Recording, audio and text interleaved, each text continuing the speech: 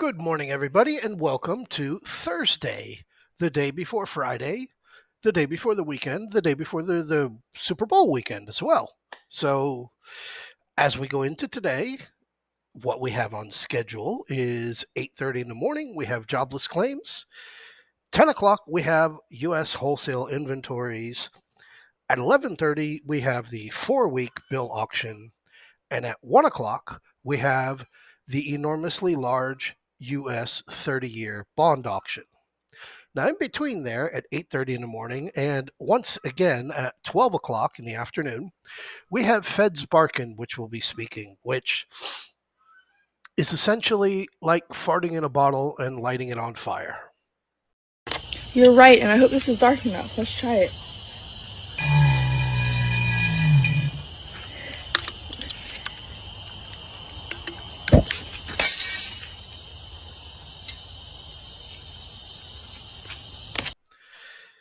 It's cool, but nothing is going to come of it.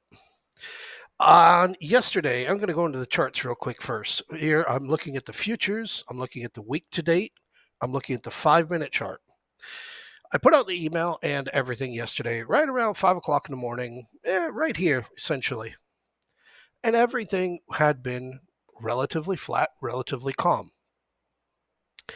At 7:25, 7:30 in the morning, out of nowhere, with nothing, with zero headlines, with zero catalysts, with zero major earnings reports that came out that made an effect to it.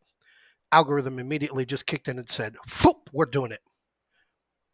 I can't see that. I can't write that in an email and put it out. That's right there in real time. In the regular trading session itself, let's look at the 1-day. Literally right there, 5:45 in the morning, right down there at 7:20, and then kaboom. 9:30, we're already up here with a 20 point, what was it over here on the SPX? A 18.82 gap up, right above that 49.65, 49.61 resistance area. Out of nowhere. And then you got your 31-point range and the 11-cent miss of the milestone 5,000, which I'm loving the focus and attention. But we're here. We're here. And as I had placed in emails multiple times going back and looked at the rare possibility multiple times of an extension into the 5,000s, 5,050 as much. Realistically, they can throw this thing up to 5,100. It's there. But until we get now into what we're into, which is the window being the new moon here on February 9th, which is tomorrow, going into the full moon, which is at the end of the month after OPEX week. OPEX is next week. Valentine's Day is next week. There is a way too complicated method of explaining in very simple terms of the significance of what will be taking place from an internal point of view on macro flows, on option volume. It's there to be done. The seasonality, which I'll cover on the weekend while everybody's watching the Super Bowl anyway, and it won't matter, is there. So we sit and wait. 1882, 30-point range, 22 plus, 40 plus, 49.95 close. Due to this, we have had to make an adjustment to the risk trade. The risk trade being there in your spread room, which is now the 5,005 5,000s. So back onto the charts. Again, having zoomed in here on the 1 minute, and again here coming into 10:30 in the morning, boom, that was it. And then you just kind of floated around, and then right in there after the bond auction, which is at 1 o'clock, let's go do it. Let's get up there. Well, let's get up into the 5,000s. And here we have been overnight. Dead, flat, nothing. So once again, what takes place? 1, sometimes 2 times a month with that out of nowhere algo that just shoots itself right up. It's going to happen 1 or 2 times a month. Come over onto the NQ and the exact same thing. You're on here on the NQ, 7:30 in the morning. We are very much down to the negative side. And then that was it. Let's go do this. And as we have come up into this cluster, I'll show you on the QQQ, nothing, nowhere, nothing. And it's not the immature, they're going to stop out all the shorts. It's got absolutely nothing to do with that. Come over onto the YM on the Dow. Again, same thing. Massive retracement on the Dow on Monday. Big drop. And just floating up. And again, 7:30 in the morning, right back up there. Fractionally higher high. And then just floating and doing absolutely nothing all night. And then I bring you onto the Russell with a little bit of a more detailed and a little bit more wider view on how the Russell 2000 is continuing to reject at minus 20% from its all-time highs and is now being shoved down by the 50-day moving average, having, which I'll show you in a minute, the 100 and 200-day moving averages crossed bearishly earlier in the week. So again, there is absolutely nothing to look at over here and entice you to say, I should be getting bullish. Come over onto the VIX, wide view, 15 days. And after that 1451, that rejection that we talked about, just floating on down. And here we are just treading water above that 1255, right below the 50-day moving average, heading into Friday, where Fridays love to crush the VIX. So blank sheet of paper, perfect canvas, perfect algorithm. Today, on the SPX, looking at where we're at, moving this notification off and going back onto our detailed chart, 5,006 is above, 5,048 is above. Fill this gap, push back down into that 49.30 unbreakable area that we had there on Tuesday.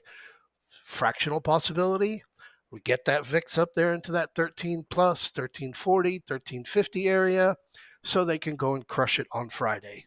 Again, theoretical, but that's what you've been getting on Fridays for months. VIX crushes.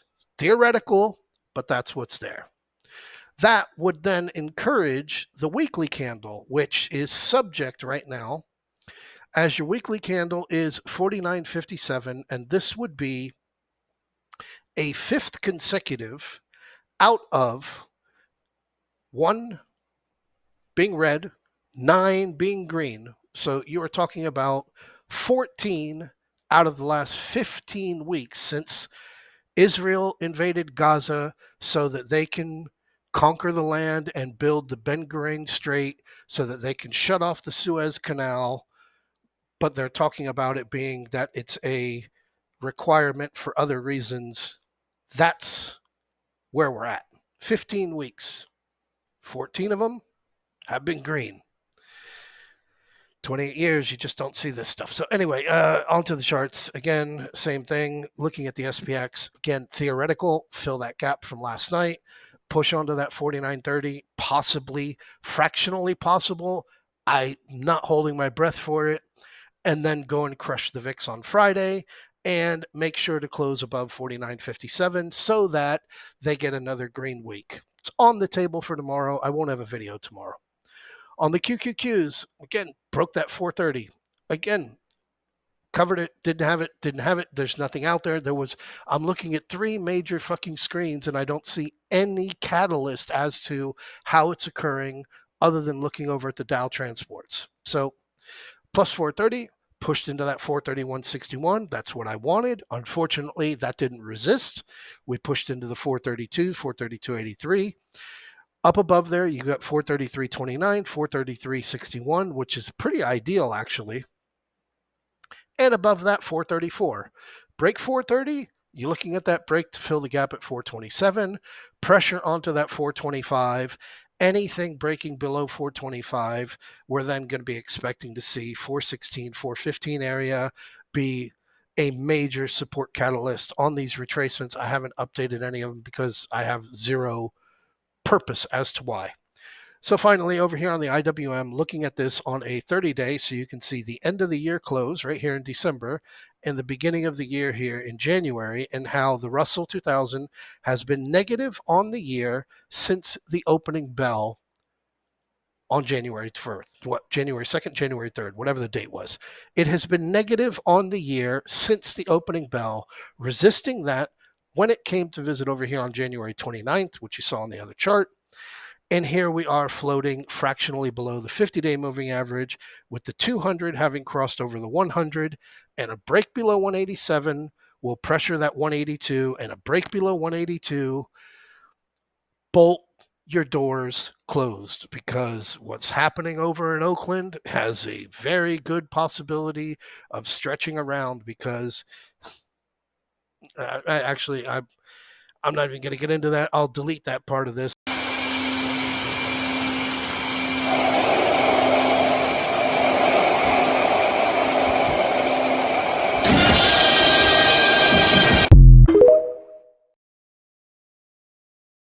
And we'll go on to it. Happy Thursday. Enjoy the day, enjoy the morning, enjoy the afternoon, enjoy the evening, and prepare all your shopping for your big Super Bowl party that you'll be having on Sunday.